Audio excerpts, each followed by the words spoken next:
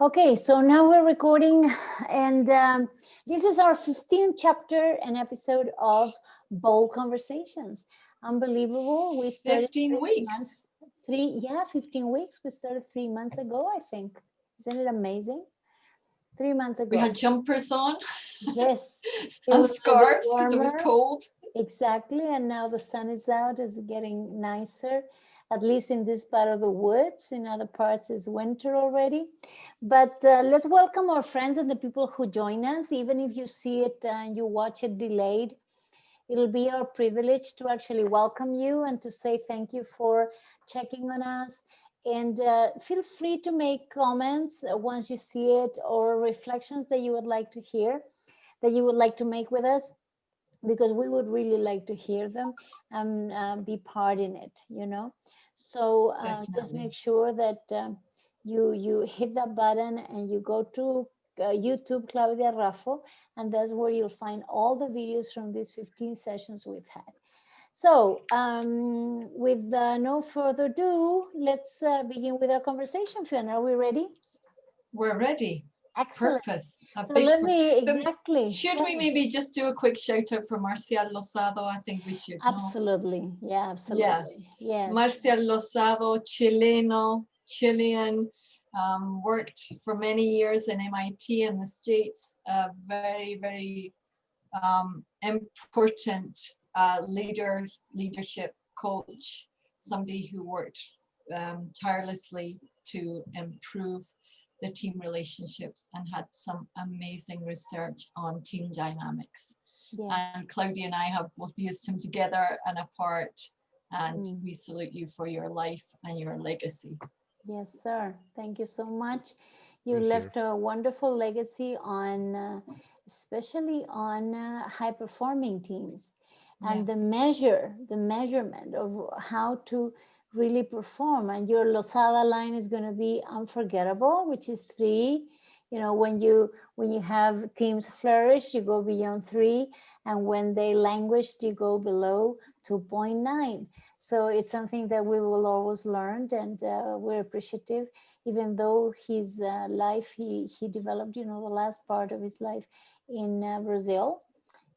He would come back to Chile once in a while, and I remember seeing him and being with him in a conference here in Chile that was quite relevant. So thank you so much for the legacy, you know, and rest in peace.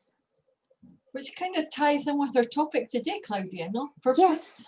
yes, it does. Actually, it does. Yeah. So So we have one of our regular friends and guests today, Jorge. Welcome. We are recording now, and what Welcome. is, yeah, what is the Good evening. conversation that we're having today? Last week, and let's share a little bit of context.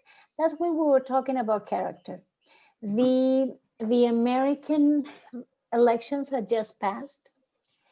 And everybody was so surprised at what was going on with the reaction of the president, and that until the present day, he has not conceded he's losing the election. And having a bold conversation is about whether you know or don't, and asking a question at least, of whether you know or don't know what your purpose as a leader is. And when we talk about character, we proposed in our little, you know, postings that there are at least five stages that you can go through if you would like to question or pick up on your on leadership, but only if your character is what's at stake. In other words, last time we talked about sincerity, we talked about integrity, and we talked about values that will really make you stand out, and because of the honesty that you bring to your surroundings, being that your company, your teams, and your own life. So one of the questions we had is this something that you can regain? Is character something you have when you're born, you develop, you lose it on the way? And where do you start? you know.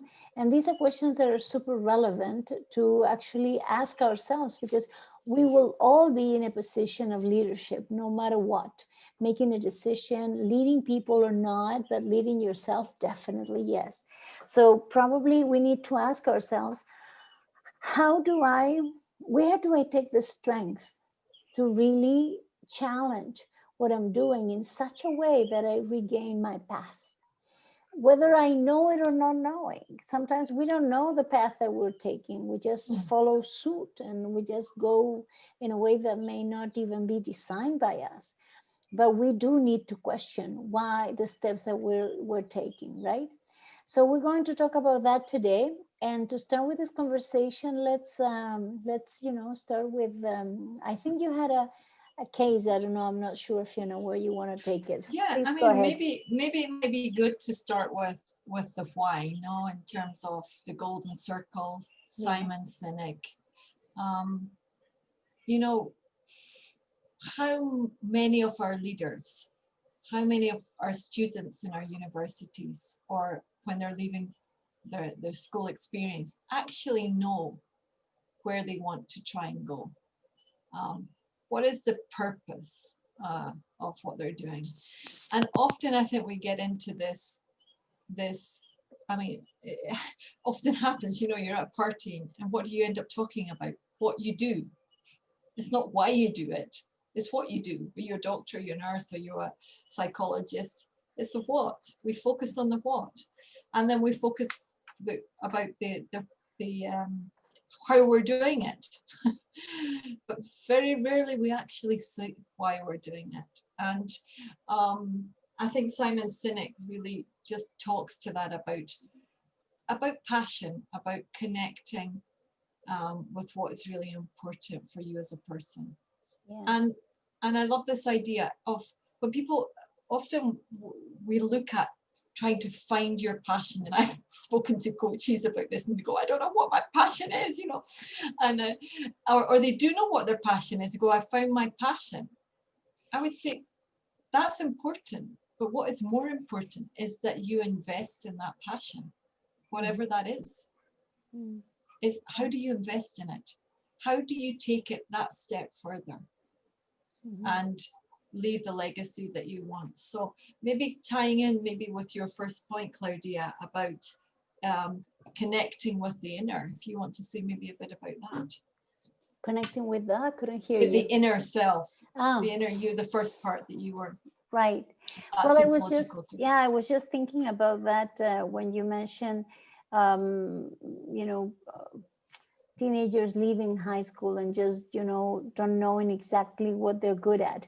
And I remember that there are many models, and if you Google, you will find many models that talk about those triads, sort of circles, where it says clearly, this is what I'm good at, this is what I do, this is my passion, this is where my heart is, and these are my results.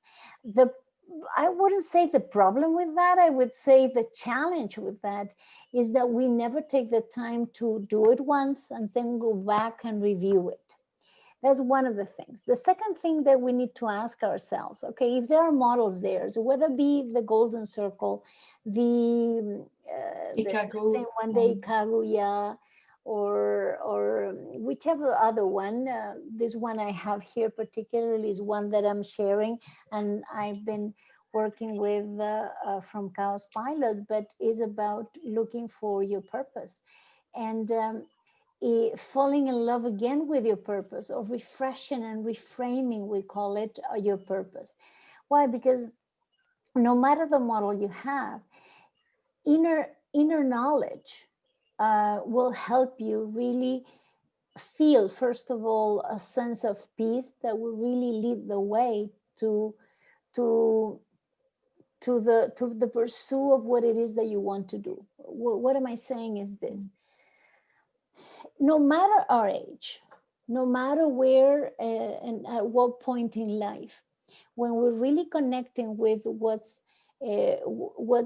brings us peace from within, that would really make and help our our decisions be much more clear and much more coherent once we actually do it, and start developing them. Because being center is crucial to making good decisions, because you're listening to your heart, you're listening to yourself, you know. There's this theory we're very familiar with, which is, Otto Scharmer's theory U, that basically says for every side part which is luminous, which is shiny, which is considering your brain, considering your heart, and considering your hands, there's also a flip side which is a little bit darker. What happens when you don't take into consideration your heart, for instance? When you hear what your brain and your logics and your rationale is telling you, when you don't take action and you're just simply an observer of what's going on around you, there you're missing out on a huge opportunity on developing your own purpose, you know. And I wanted to share that a little bit further, but I know that one of the things that we talked about was this is statistics that you share with me, which I thought it was fantastic about, CEOs and the reality of not having developed this, Yeah, and this statistic is September 2020, so it's hot off the press. Right. It's from the Boston College Management School. Researched 2,000 CEOs and found that 93% didn't know what their why was. 93% don't know why they are getting up in the morning to do what they're doing. Right. Yeah. So it makes me think of, I wonder, how have we got to where we are? Do you, Claudia, do you, Jorge, do I, Fiona, feel that I am living out my purpose at the moment? When I came to Chile, it's interesting because it was this kind of impact and reaction. I took a 95% salary cut to come and do what I did. People said to me, "You'll never get married." You're 28-year-old, you'll never get married. That was some people said to me, "You're committing professional suicide." I was head of neurology and in speech therapy area for a country, and they're going, "No, you'll never, that's just not going to happen. You're never going to be able to do." And I wonder how much of that happens to people nowadays. How much does it happen to children? How much does it happen to people all throughout life? They listen to what they think they should do. They should have the car, the dog, the 2.5 children, or whatever the average is now, the partner, and they should go on this walk up the corporate ladder or whatever professional ladder that they're on. And just to be able to stand back and say, no, let's look at that. Is that really my why? Mm-hmm. Yeah. I mean, Claudia, your story as well is interesting, maybe in terms of what you did at 16 and You mean when I was young? Yeah, when you traveled. No, when you traveled, I'm sure lots of people must be saying, why are you leaving the education system here to go? Well, it is true. I think that there's on many occasions I've wondered whether your path is predestined or you make it as you go along. To me, because I'm a woman of faith, I believe that there are certain things that are designed by somebody else or, a higher power. And I'm very fine with that. But having said that, I cannot just show up or sit down and wait for things to happen. I have to bring what I have. And when I was, a teenager, I had the opportunity of traveling to another country for 6 months. Why did I want to do that? Basically, because I wanted to learn the English language, and I did. It was a very serious pursuit of mine to be fully bilingual. And that was a purpose I had, but it was a result I was searching for. So it's very different, a result Mm, than a purpose, you know. So mm, it was a goal rather than a purpose. And I did do it. I was very fortunate to be exposed just to English speakers. So I developed, a higher level of English. But at the same time, together with that, my world changed because it opened up incredible. I mean, I've never imagine this. We're talking about many, many years ago in the 70s. I would have never even known what a person from Vietnam looked like. I had no idea. And I met people from Vietnam, from Venezuela, from Thailand, from all over the world, Germany, and so on. And I heard, and I remember one of my best friends was from Iran. And I've heard all their stories, and my world just expanded tremendously. As I came back, what happens is that I took that experience, and I realized that as years went by, I became much more of a bridge for cultures because I was in touch and I was extremely open to different cultures and bringing them on board. And as you know, time and years passed, probably the only added thing that I found in my life was as a coach, I wanted to generate well-being to others and develop their strengths. So you work from what they have and they do their best. And I wanted to do it in different parts of the world. And I realized that that's what happens when I went to India, for example, that I became this bridge of cultures, this bridge on clarity, this bridge that puts together two worlds that collide but become one because we're so complementary. And that is what I found.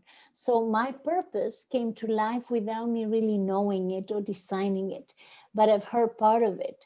So on many occasions when I think of people and individuals, maybe you challenge yourself about not having an answer, for what is your purpose. It's a difficult mm. question to answer. It But is. as a leader, when you think of character, and let me go back for 1 minute to what we were saying last week, character is about integrity, is about respect, is about sincerity, decency. Those are Mm, values that the more you ask about why you're here in the world, what it is that you want to accomplish, you can you can become what it is that you're trying to pursue in life. When you don't have an answer for those words or don't have a behavior for those words, it's very easy to go with the flow and to lose track of who you are. Some people may do it by design. I don't think that really happens. mm, I think that opportunities rise. I think of Donald Trump as a terrible example of, I don't know, not by design. I don't think so. I think there's obviously an alteration of the character there, but I'm not professional in that field, so I cannot judge. But I can see a behavior there that is odd, right? But is he, what are the values that he's living by? What is the purpose? Because I cannot see, and I would have to guess a purpose that is not probably defined. But then you see other mm. people, who are decent, who are honest, who are respectful, and they do honor their purpose. And even though they may not have it in a one-liner. So I think that reframing it Yeah. every now and then, sort of kind of what happened to me in different stages of my life. I really didn't know much about it, but it would help me understand also my future, the executives that I have to accompany, right? Yeah, I think that's really, really important what you're saying. That kind of answers a question that comes up a lot with some of my coaches when we talk about purpose, when they say, you know, do I have to have the same purpose for the whole of my life? Right. Because, my life's changing a bit. And I think it's important as well when we think about expectations, expectations that we have for ourselves and for others and maybe our children, our nieces and nephews and younger people. what are we really thinking about? Are we thinking what we want them to be or who we want them to be? Mm-hmm. Is it the what or is it the who? Because the who is transcendent.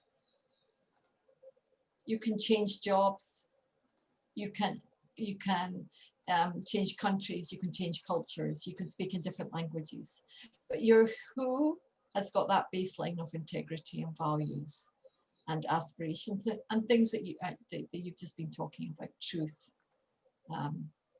honesty, love, beauty. So it's interesting to think, how do we actually get to this purpose and this character? And I think one of the things that I read recently, somebody said, the world needs you to be you. And that's what I think is really important when we think about purpose. What or who are you? Mm-hmm. Not who do you think your parents want you to be?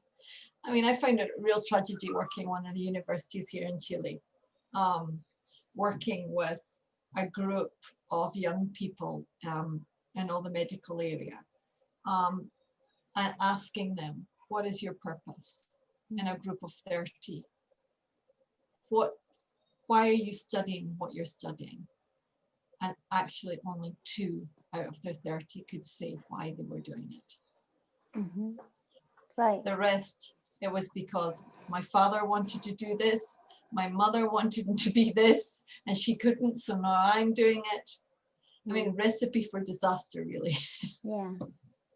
Well, on so many occasions, we turn out to fulfill somebody else's goals in life, And shoes, no? Yeah, so many people. But let me share this with, with us and also with the people that may watch this, which is there's an interesting, if you take 2 circles and you cross them, and on one circle you have meaningful purpose. Meaningful purpose is here. The other one is engagement, and you put them together. The amazing part of this is that the intersection really is about the shared interests that you can gain or you can develop in building relationships. Because when you are engaged with your meaningful purpose and you come together, then basically you become a magnet to building up fruitful and probably long-lasting relationships. And leadership, I believe, is about that. Is about having a network or positive relationships that may not be in touch all the time. We're not talking about friendships that that you have when you're little or young that would last the whole life. That would help definitely.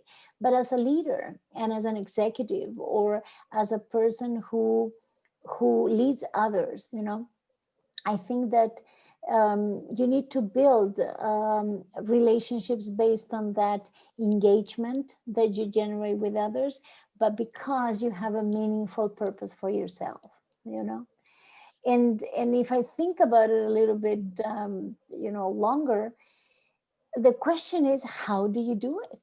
How do you find it? Or how do you even turn it into words, and it's not easy. It's a very long curve of work, but it's extremely fulfilling, because then there's no hesitation to whether your road is clear or not,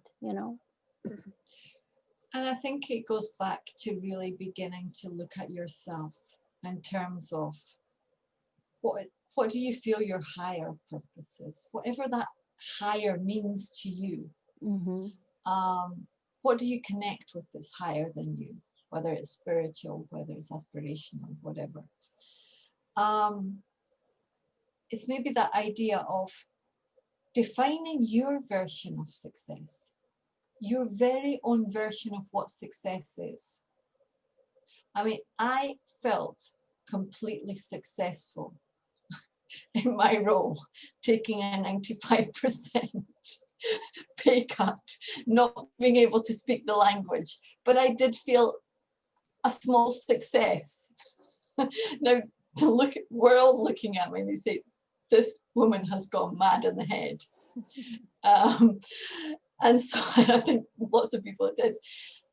I think another thing that is really important, and I've worked with lots of leaders, and I've worked with leaders in my work with the terminally ill, who have taken a very hard look at themselves at the end and have really said, don't just make it about the money.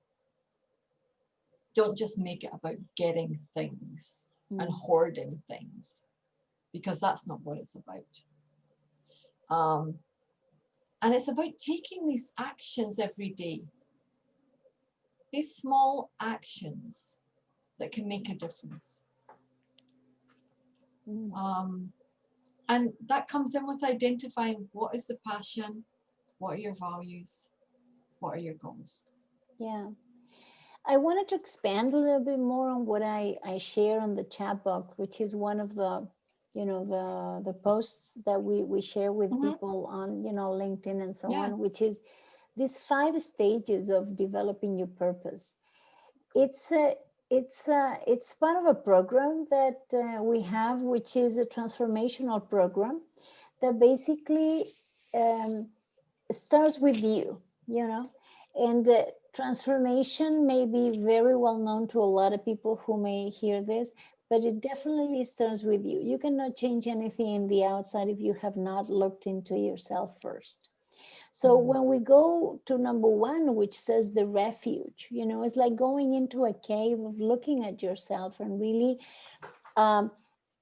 having and reviewing the narrative you have about your life, and then going into number 2, which is reframing that narrative, and then reconnecting the dots, to actually see what is helping you and what is already gone and you need to let go, and then you touch base with what is the heart of who you are, and it generally comes from an experience in life. There are certain experiences in life that when we look and we dissect them, we say, this really was a turning point, and not only because I developed myself, or I was challenged to develop something boldly, or I was challenged to actually evaluate who I was. And then because you're so connected then and only then, you can start landing actions for the future or your near present. I don't generally like to talk about the future because I think that we live in a constant present. Every day is your present. And as a purpose-driven force that we have inside, I think we should fight for making every day connected to your purpose, rather than just thinking this is going to happen when it happens in the future. Why don't we bring it on to us? And I found this quote that it was brought to me by a colleague from Spain, and that I really loved it, and I wanted to change it because it talks about how the impact of lockdown has really affected people's allocation of time to certain things. And they said, because you're locked down, it'll give you a lot of time to review who you are, to review what your true needs are, and to distinguish between needs and wants. And I think that is a great basis for finding your purpose or reframing it, I mean, let's use this opportunity of being stuck and stop. And we don't know for how long, God forbid we got sick. Well, fortunately, we're healthy and we can do this and take a stock of what we have and really check, what are my wants? What are my needs? What are these values? So I can bring character to my life and I make the decisions. Through this tumultuous year and these iconic moments we've had in life, like September the 11th, or what happened in Chile in 73, your life changes, takes a pivotal change. And these are the I think is like the acumen of what it is that we can come up with, right? And I think there are, we talked a little bit about this, but you're talking about is looking back maybe, as well as looking forward. And I don't want to say we get caught up in the past, but look back to look forward in terms of what are these maybe pivotal moments that we've maybe missed, Yes. that have really taken us to where we are today. And, I was just sharing with Claudia just before we came on the call about Bobby Herrera, who is a CEO of a company called Populous Group. Mm-hmm. And he's in now got a multi-million company. And he shared the story on a podcast of the fact that when he went to a basketball game with his brother when he was about 14 years old, they finished the game, they got on the bus, and then they stopped at a restaurant to have something to eat. And himself and his brother were the only two who didn't get off the bus because they couldn't afford the meal. And one of the fathers, who was a CEO, he said, I never thought these people saw us. That was his judgment. He said, God came up on the bus and said, I would really like to invite you guys to come and be with the team, and I'll invite you to eat. And he said, the only thing I want you to do is think about feeding this forward. So if your circumstances change, do something for other people. And this was, for Bobby Herrera, it was a pivotal moment in his life, because he, for the first time, thought, I am not visible. People can see me, even given my really difficult circumstances. And he made that commitment there and then to say, I realize what my why is. My why is to be able to help those children that are on the other line or the other side of opportunity. And then he started his business, and he never shared this purpose with anybody, which I find amazing. It gives me tingle when I think about this purpose that he always kept. And this was the purpose why he worked so hard and why he built up his business, was to help these children that didn't have the opportunities. Until one day he did actually share his story, and it changed his company, because they realized why he was doing what he was doing. And that gave them a purpose to begin to question what they were doing. So Jorge's just come up with a really good question. What's the roadmap between from want and need? Yeah, I want to take that question, but I wanted to say something about your story before, if that's okay with Jorge. I wanted to complement your story with a local story here. One of the executives that I had the pleasure of accompanying many years ago, we've been in touch for 12 years or so. He started out as a commercial, leader in one particular channel in sales, and he was a very concrete man, very, like, in sales is like what you sell is what you give back, and that's what you do. And because what he was basically selling was tangible, it made it a little bit easier in terms of evaluating the results of it. And nonetheless, during the years that I accompanied him at the beginning of his career at that stage, he never asked himself, and we often knocked at the door and we looked at and peeked inside, it's like, purpose? And he says, no, everything is fine. Purpose is fine. I know what I'm doing. I'm doing okay. I'm very grateful. And he would always say this, I'm very grateful. I'm very fulfilled. Years passed, and he grew to be a very good leader because he had a very good touch and sense of touch with the people. But again, he was always looking at the goal, the outcome, and they enjoyed the process, but they were thinking in-house of the process rather much more than the making the process good for the others. And then little by little, when one of my first or second trips from, coming back from India, and he was very curious and asked me, he says, why are you going to India? And I said, Well, because it's part of my purpose. It's like I find there what I really, really, Mm, it makes me, gives me a different energy and connects me with mm, Makes something me that is happy. deep and profound, right? It makes me really happy. Exactly. And he said, I don't think I could ever go. I says, well, it's not for everybody. I can understand, but there must be a reason why you go. There must be a purpose behind. And just recently, not, I would say 3 weeks ago, I got in touch with him and says, I think I need to go to India, he said. And it's not because India is representative of what you feel at one point or another. It can be Timbuktu, it can be anything else. I love India, but I'm not promoting it necessarily. I think that you find your path and your way and your purpose as you start asking yourself certain questions. Good And the question. question mm, he asked himself was, um, I think I need to get in touch with my spirituality.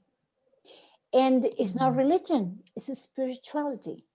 And mm, then that to me, those are questions that are deep and profound in terms of purpose, finding your purpose.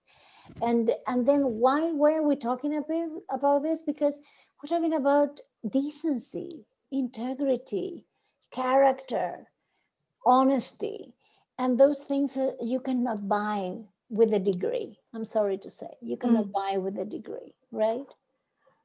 mm. I mean, listening to you, do you want to just quickly answer Jorge's question before we let's just Okay, yeah, answer sure, to sure, want yeah, or need. yeah. That is such a good question, Jorge. And let me say, for many, many years, I've realized that generally, because of the kind of system we live in, they are exciting us. The external aspect of life is really attracting us to develop our wants, you know, and try to fill certain voids or emptiness with either things or activities or sometimes even people that would fill that supposed void that you may have, and you say, I'm going to get this. The questions that we don't ever ask ourselves is whether I need it or not.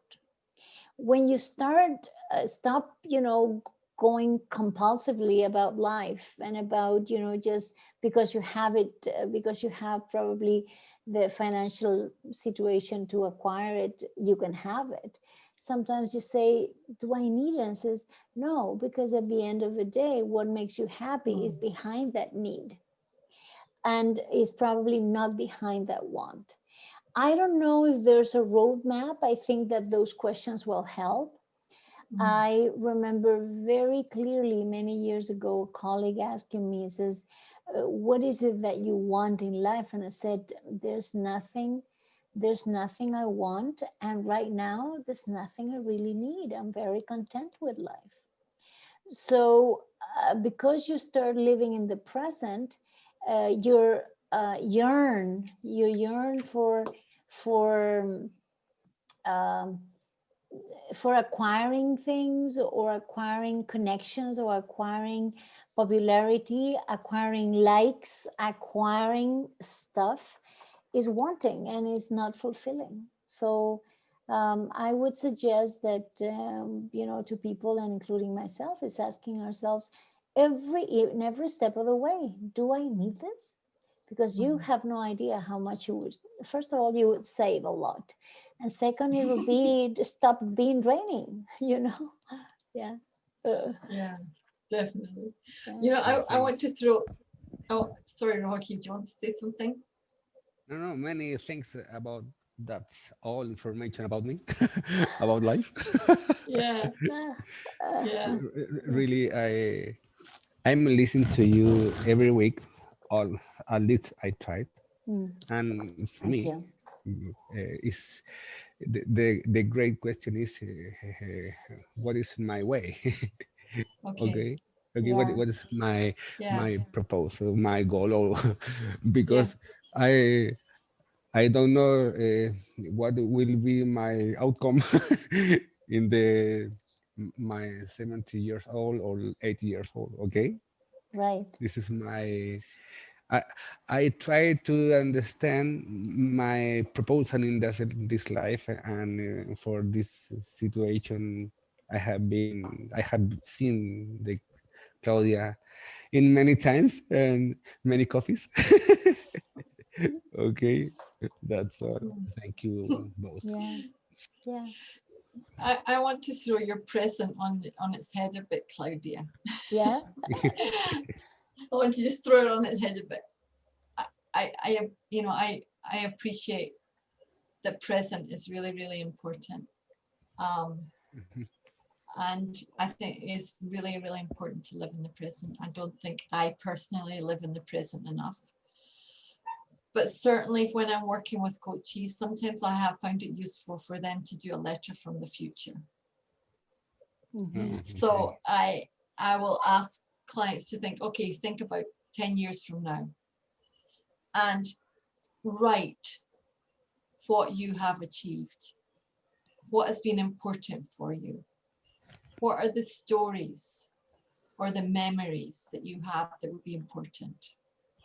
I would ask them to ask for what did they stand up for during these 10 years?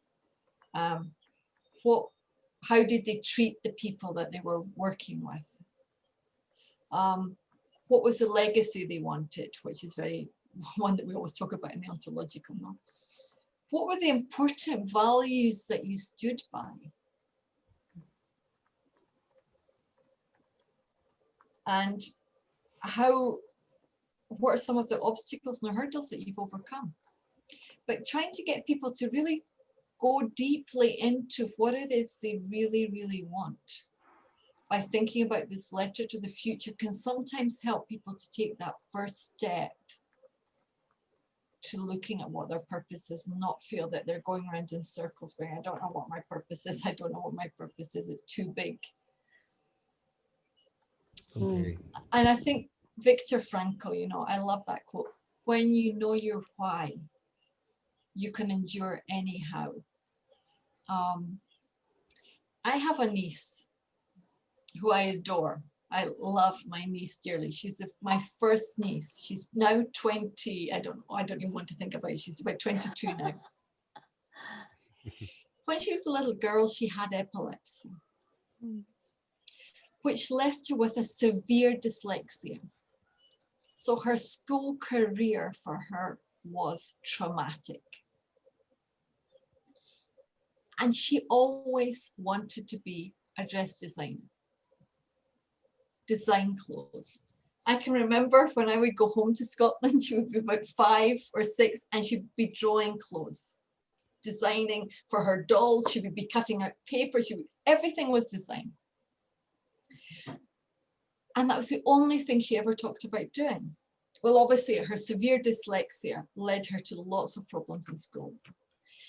It led her to lots of problems in terms of writing, being quick enough to write during exams and to write in a way that people would understand what she was writing.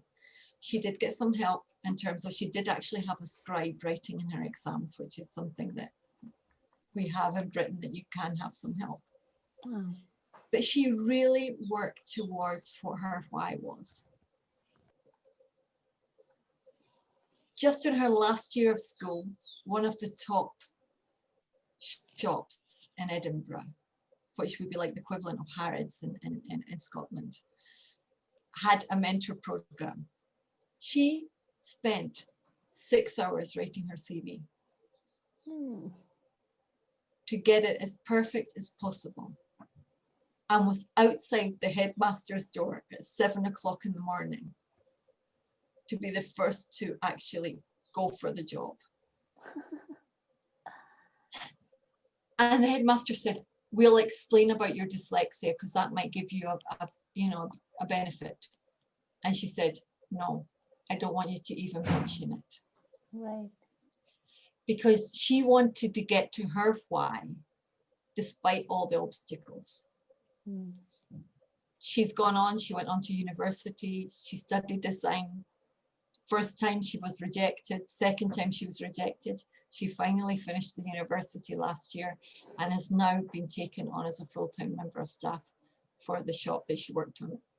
So don't lose sight of what your why is, even if there's these obstacles. You know, the education system in Chile, we know there are lots of problems. Yeah. Don't give up your dreams.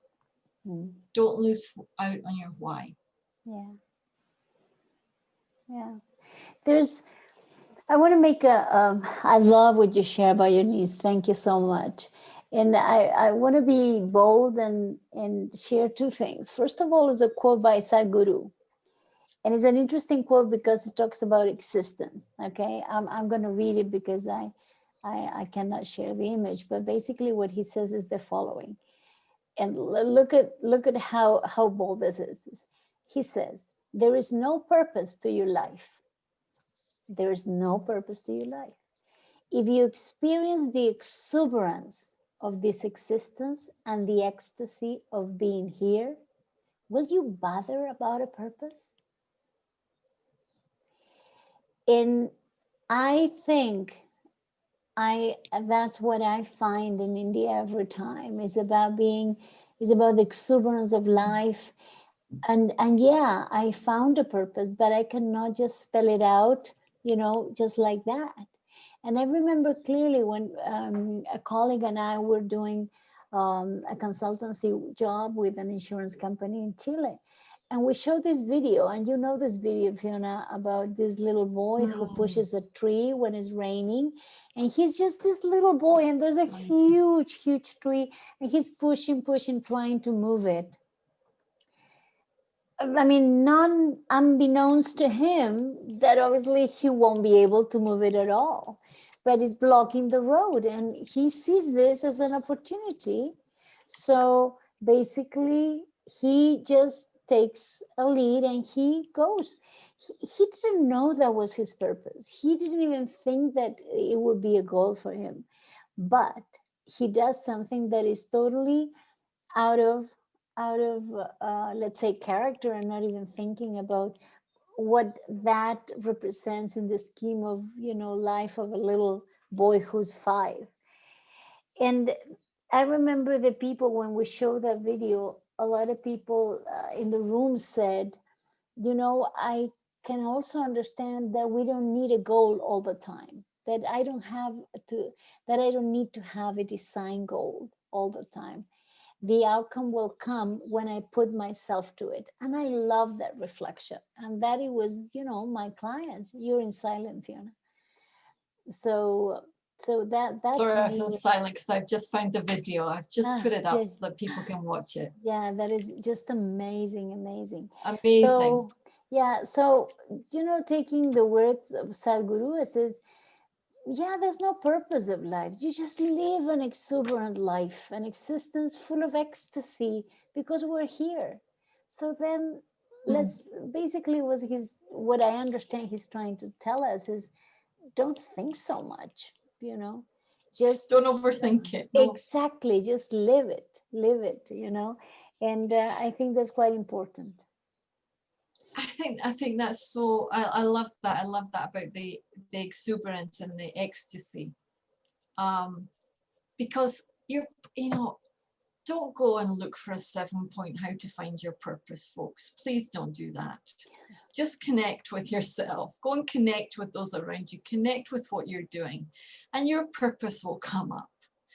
And it is about exuberance. It is about ecstasy. These are what will indicate that you've got your purpose. So please don't go and see all these videos, because there's just too many, and it's going to just make it worse for you. Just connect. If you're going to spend 20 minutes, spend it connecting with yourself and what's important to you. Exactly.